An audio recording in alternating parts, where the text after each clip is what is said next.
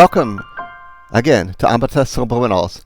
Thanks for joining us today. I wanted to talk today about affirmations and how we can use them. In our previous talk, we talked about how we can lure out subconscious thoughts from the bottom of the lake and use the analogy of the subconscious thoughts being a fish and us having the fishing line with a lure on it. Analogies are ways to describe the things that we're talking about, and so I know that it's a little bit difficult to follow them. Learn how to follow them and understand their meaning, and it'll take you very far, because this is part of the learning process. So what we're going to do today is a little exercise with paper and pencil. We're going to start talking about the affirmations, which are the fish that we caught from the lake. We've brought them in now. We've got them in our hands. We're looking at them. And now we're going to decide what to do with that fish. What is it telling us? What is it? What is the information that's embedded in this fish that we need to understand? And this is really a process that takes time. So be prepared to spend some alone time during this exercise while we look at what's happening within our subconscious mind as we start putting our affirmations out there for analysis. So what we'll need to do is breathe deeply, take some deep breaths, calm yourself down, put yourself in a good place and in your happy place, and just think for a few moments about the joys of life and how lucky you are to be alive, and really just deep breaths and in and out, and we'll walk you through some of these affirmations, and you may be surprised what comes out. Now we're going to take some time to analyze the thoughts that we can catch with our fishing lure, so to speak. And we're going to we've learned about affirmations and how we lure our thoughts out of our subconscious mind. And we're going to do some kind of systematic work to get to the bottom of where our thoughts are coming from and really what our thoughts are that maybe we're unaware of. So at the top of a blank piece of paper, I want you to write affirmation and response worksheet. Now right down the middle of that piece of paper, just draw a straight vertical line all the way down. And on the left side of that line, write affirmation. And on the right side, say response.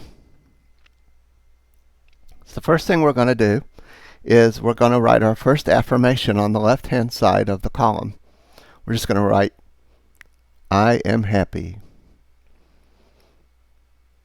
Give you a moment to do that. And we'll write, I am happy again. I am happy for the third time. I am happy for the fourth time.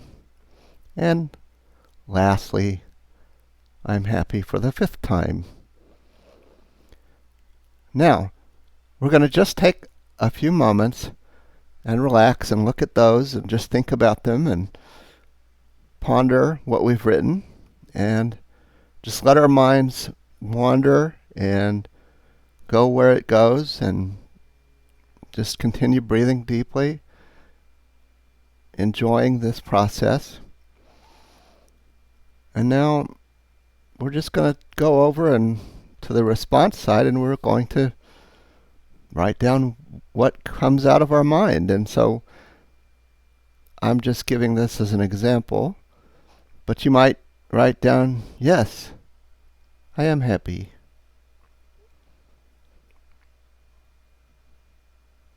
Yes, I am happy. And just keep writing and keep working through this. Well, I'm pretty happy.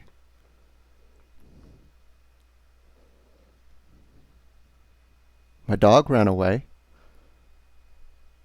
Just anything that comes across your mind. I tripped and fell in front of my friends, and they laughed at me. I felt awkward at school today when I got called in class.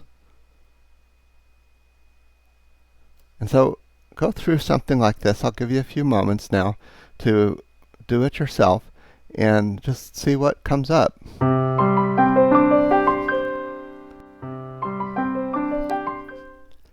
Welcome back. Now you've had a moment to take a look at what you've written down, your response column, as you're doing affirmations, and now it's time to get down to the nitty-gritty of what's really going on and doing an in-depth search of what's going on in that big lake of yours and what's coming out of it. So typically, for me at least, as I've done this exercise, the responses that I'll write will mimic what I wrote at first. In other words, if I say I'm happy, I'll write, yes, I'm happy. Yes, I'm happy. And then as you sort of relax with the process and become more in tune with yourself and just are in the rhythm of breathing deeply and thinking deeply about what it is going on inside of you, then you start writing down some things like, for example, my dog ran away, and some of the other items that we wrote down. So these are important because these are things that matter to you. And we're working on you right now. So importantly, I wanted to note that in our list, I can see it up close here. See how that one's circled? It says, my hair is a mess. I did not mention that. And this is really one of the key things that you want to be on the lookout for, is things that you're unaware of, that you've written, that perhaps matter on a very subconscious level, but your pen is being directed to write them down, to bring them to your attention, because your subconscious understands what's happening in this process, and it's directing you to then write these things down. So you're seeing a direct correlation between what your affirmation is and what your response is, and some of it is coming from a deeper place than where you are imagining. And maybe it is darker, and that's important to understand. So furthermore, as we go through this process, you can jazz up these affirmations by saying things like, I am enjoying being happy, or I am enjoying a $200,000 a year income. I am enjoying the new car that I'm driving. I'm enjoying my new school. You can say things like that, and we'll go into some of those some more. And you can also write your name. Say, I, name, am happy. She, name, is happy. He, name, is happy. You, in my case, Greg, are happy. So as you write these affirmations down in different forms, they start to work on your subconscious mind in different ways.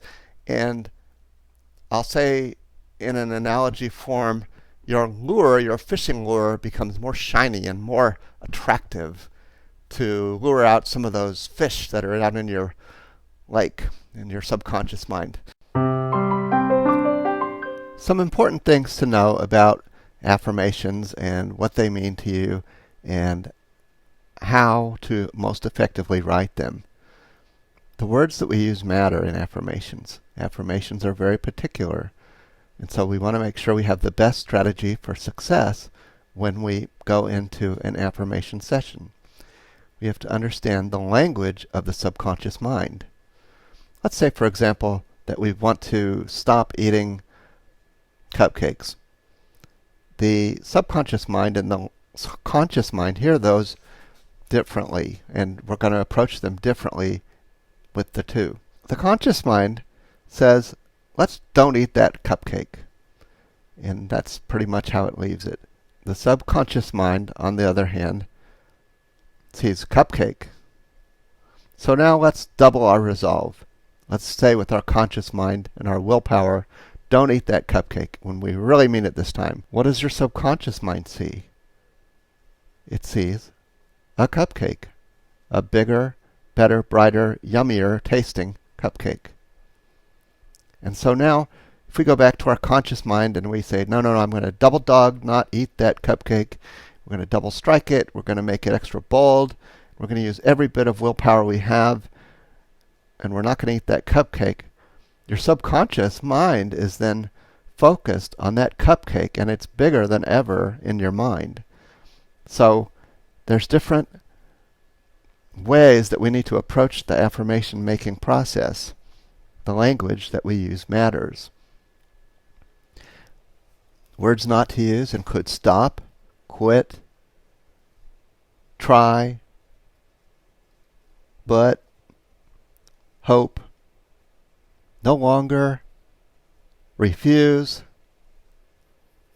not, don't, won't, no, can't, never, avoid, give up, ignore. These words are negative and don't fit, so we're going to use positive words. I am, I enjoy, I am working towards, I now create, I look forward to, I am committed to, I'm in the process of,